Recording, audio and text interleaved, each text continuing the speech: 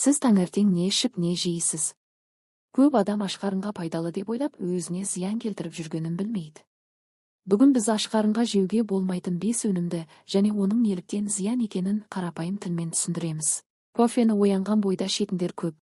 Алайда аш қарынға ішкен кофе асқазан сөлінің қышқылдығын күшейтіп қабыну, гастрит, тіпті жара шақыруы мүмкін.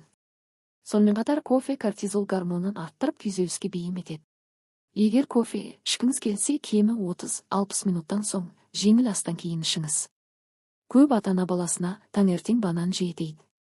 Бірақ банан магнийге бай.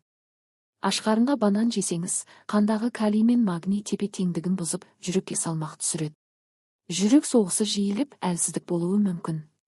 Сүт пен айран. Сүт пайдалы, бірақ аш қарынға ішкенде не болады?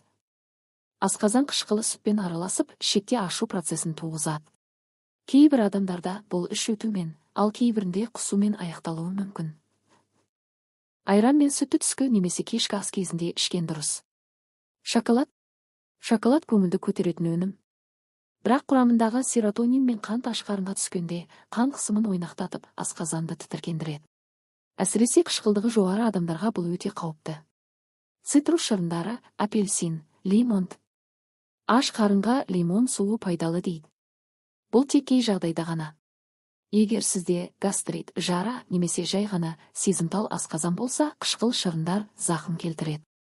Цитрус шырындарын жеңіл астан кейін ішуге кеңес беріледі. Қосымша ескерту.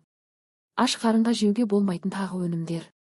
Қияр, томат, газды су, қантты тағамдар, ашытылған нан, жылы тоқаш.